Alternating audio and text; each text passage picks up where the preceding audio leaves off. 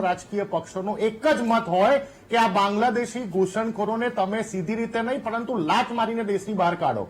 કારણ કે જે રીતે તમે સાંભળ્યું, તમે સ્ટેટમેન્ટ સંભળાવ્યું કે આ બાંગ્લાદેશી ઘૂસણખોરોના જે પુરુષો હોય છે એ લોકો ગુનાહિત પ્રવૃત્તિઓ સાથે સંકળાયેલા હોય છે અથવા કોઈ જગ્યાએ મજૂરીનું કામ કરતા હોય છે અને એમની જે મહિલાઓ હોય છે ખાસ કરીને પ્રોસ્ટિટ્યુશનના ધંધા સાથે સંકળાયેલી હોય છે, જે ગુજરાતને ગંદુ અને ખરાબ કરવાની વાત થતી હોય છે.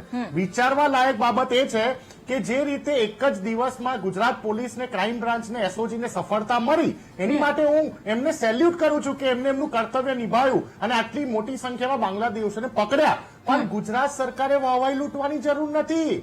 ગુજરાત સરકાર માટે ઓપરેશન નિષ્ફળ છે.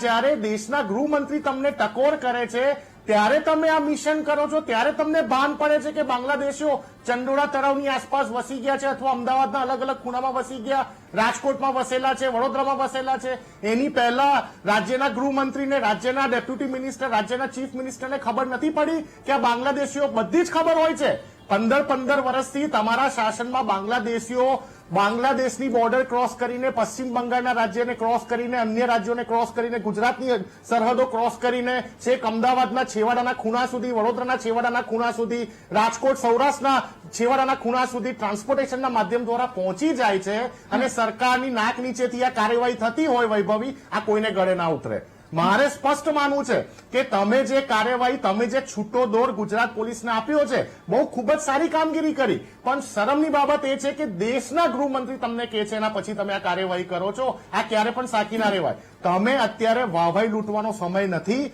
અત્યારે સમય છે કે આ મિશન અવિરતપણે ચાલુ રહે અને એક બાંગ્લાદેશી સાથે સાથે મજબૂત વિરોધ પક્ષ તરીકે જો હું તો એક નિવેદન પણ કરવા માંગુ છું વૈભવી, કે આપણા સૌને ખબર છે ગુજરાત પોલીસ પાસે સ્ટાફની કમી છે. કોંગ્રેસનો એક કાર્યકર્તા વોલેન્ટિયર તરીકે ગુજરાત પોલીસ સાથે આ કામગીરીમાં અડીખમ ખડે પગે કામગીરીમાં સામેલ થવા માટે તત્પર છે. વાત કહેવાની એ છે કે સરકારે વાહવાઈ ના લૂંટવી જોઈએ. સરકારના કર્તવ્યમાં આવ્યું. જ્યારે 2004 થી 2014 યુપીએની કોંગ્રેસની સરકાર હતી, પ્રધાનમંત્રી મનમોહન સિંહજીની સરકાર હતી, ત્યારે 2005માં 13,692, 2006માં 12,135, 2007માં 12,612, 2008માં 10,625, 2009માં 10,602, 2010માં 6,290 એમ કરીને ટોટલ 88,792 બાંગ્લાદેશીઓને લાત મારીના દેશની બહાર ખસેડ્યા. આ જ કોંગ્રેસની સરકારે 88,792, જયારે 2014 થી પ્રધાનમંત્રી મનમોહન સિંહજીની મેમાં સરકાર ગઈ અને મોદી સાહેબની સરકાર આવી 2014 થી 2024, માત્ર 3,568 બાંગ્લાદેશીઓને તમે દેશની બહાર કાઢી શક્યા. માત્ર 3,568. ક્યાં કોંગ્રેસના 88,792 10% પણ નહીં.